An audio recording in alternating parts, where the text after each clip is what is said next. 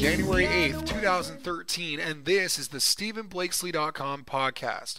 Welcome to the first podcast of 2013. On today's show, we will recap the racing news from across the West Coast and preview this week's Chili Bowl Midget Nationals with over 80 entries with West Coast connections in the field. Headlining this week's news is the reopening of Irwindale Speedway for a full 2013 season under NASCAR sanctioning. Promoter Jim Cohan of 211 Entertainment has assembled a schedule of 15 races with nearly every night including the NASCAR Late Models or NASCAR Super Late Models. The Lucas Oil Modifieds will be one of the only touring series on the schedule with their race on the slate for August 17th. The grand reopening event at Irwindale Speedway is scheduled for Saturday, April 6th. With Irwindale's schedule confirmed, the brand new Kern County Raceway Park in Bakersfield is expected to follow soon with their schedule. KCRP is also expected to carry NASCAR sanctioning in 2013 as well. The state-of-the-art half-mile speedway is nearing completion with walls up on 2 of the 4 floors for the impressive 4-story tower structure that will be the main visual attraction at the park. The Golden State King of the West released their long-awaited schedule on Sunday afternoon with 14 Nevada races and 13 dates in California making up the 27-race program.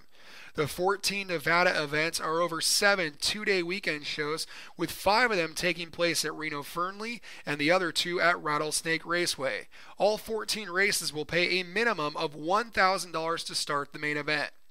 The Stockton 99 Speedway Dirt Track and Merced Speedway are new additions to the schedule, but the schedule is minus both Petaluma Speedway and notably the half-mile Calistoga Speedway. Calistoga also fails to appear on the 2013 Civil War schedule, indicating a scaled-back program for the 2013 season. After Ron Sutton Winter Circle shut its doors this off-season, a flurry of driver development programs have popped up to fill the void. K&K Motorsports, fielded by Kim Walmer, will field 3 NASCAR Modifieds at Stockton 99 Speedway and at Roseville's All-American Speedway for drivers Dylan Capello, Kelsey Martin, and Ohio's Ricky Bowers, while the Mike Thompson-owned Eclipse Racing has confirmed a pair of Modifieds for New Mexico's Spencer Hill and Pennsylvania driver Sheldon Didinger. Mike Garcia and Garcia Racing will field 3 Modifieds on the Lucas Oil Modified Tour in the Southwest, with drivers Nick Romano and Wes Miller as the first 2 to be confirmed. Other drivers finalizing their 2013 plans include 2012 Ocean Sprints champion Shane Golobic, who announced that he will drive for Keith and Ronnie Day in the number 22 car for most of this season's Ocean Sprints races, along with major Civil War and ASCS events on the West Coast as well. He will also make selected starts for Jovan Schriltz in the World of Outlaws and the King of the West, and hopes to parlay his Wilkie Pack Chili Bowl ride into several USAC National Midget appearances. Speaking of the Chili Bowl, the 2013 edition has attracted nearly 300 cars to Tulsa, Oklahoma, and the field will all be chasing 3-time defending winner Kevin Swindell. Teams with California connections look to be contenders for the victory, and most notably, Elk Grove's Kyle Larson will saddle up for Tuesday night's qualifying race, joined by Yorba Linda's Matt Mitchell, Tyler Walker, and Marcus Niemela as the West Coast standouts on Tuesday. Wednesday's qualifier is headlined by Indianapolis 500 starter Brian Clausen and Shane Golobic, and they are joined by 2012 USAC National Midget Champion Darren Hagan of Riverside, the Demon Damian Gardner, and 5-time USAC CRA Champion Mike Spencer. Thursday's Chili Bowl roster is loaded with West Coast talent such as Tanner Swanson, 2012 USAC West Coast Champion Bud Kading, NASCAR Nationwide stars Cole Witt, Brad Sweet, and Jason Leffler, the popular young Rico Abreu, and dirt late model standout Tyler Reddick. On Friday, the California group will be loaded as well, with 2012 USAC Western Midget Champion Shannon McQueen, the Cruiser Corey Cruzman, World of Outlaws Champion Jason Myers, and Ryan Burnell of Hollister. All told, out of this group, there are at least a dozen California drivers entered in the 2013 Chili Bowl that can say they have a realistic shot at winning the 50-lap main event on Saturday. We will have updates via our Facebook, Twitter, and website throughout the week as these guys go head-to-head with the best of dirt track racing. Among the other schedules announced recently from the short track world include the slates for the Marysville Raceway Park, Stockton 99 Speedway, Silver Dollar Speedway, and Antioch Speedway. Stockton 99 Speedway will follow All-American Speedway's lead by taking off a week of racing every month.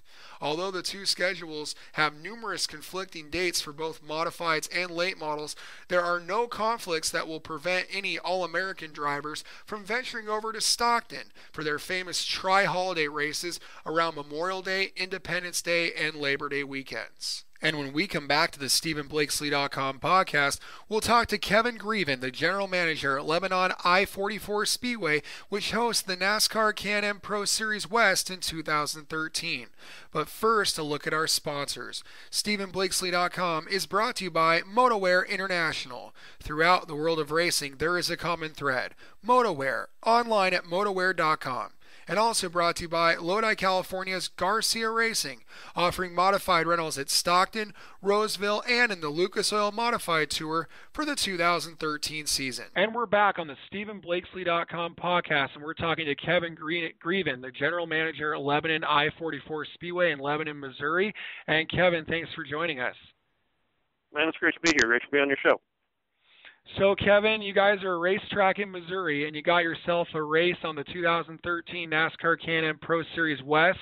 How did you guys end up with a K&N West race?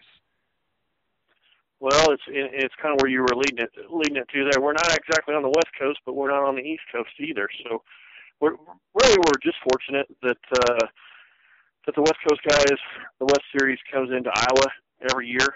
We're about 6 hours straight south of Iowa, so it makes sense, and that's kind of why I asked the guys about the scheduling opportunities to be able to put us where we are. They'll come in and run their event on a Friday night, June 7th, there at Iowa Speedway, and then come down to our place, and we'll run a Sunday afternoon show on June 9th down here. So basically, it's just the luck of the fact that they come in and do that, whatever you want to call it, that East-West shootout there at Iowa Speedway, and we get to play off of that.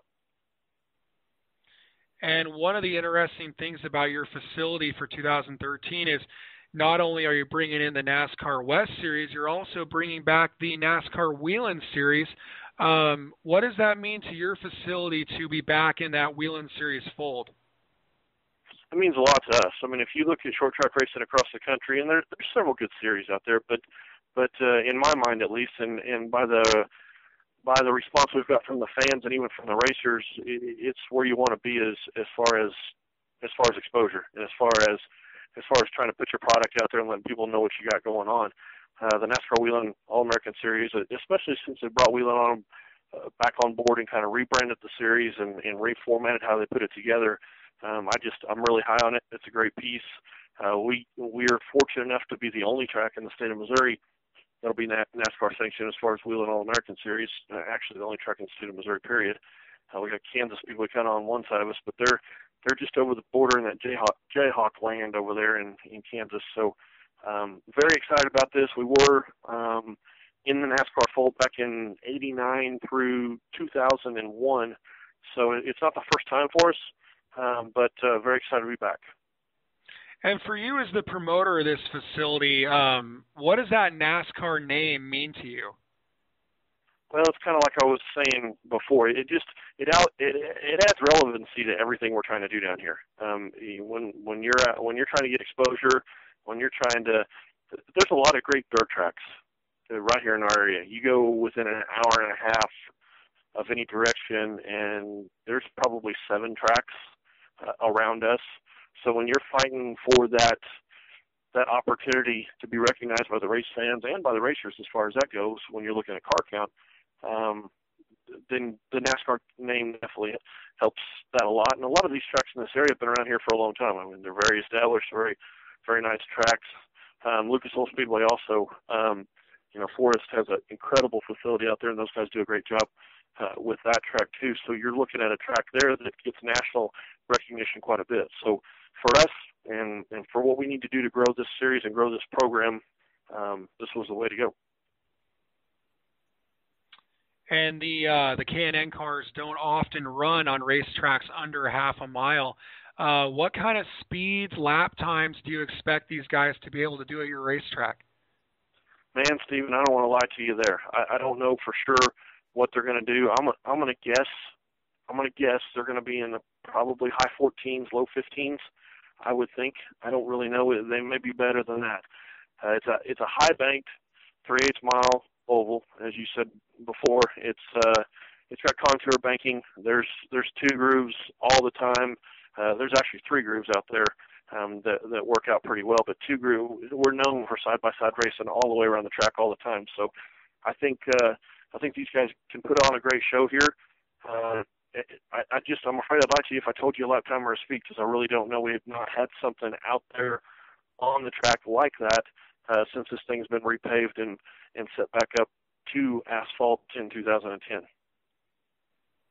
What do you think the fan response is going to be to having a group of cars where, just about every driver in the series is from California, and a few of them are from Arizona, and a few of them are from Washington? But what do you think the fan response is going to be to a race like this?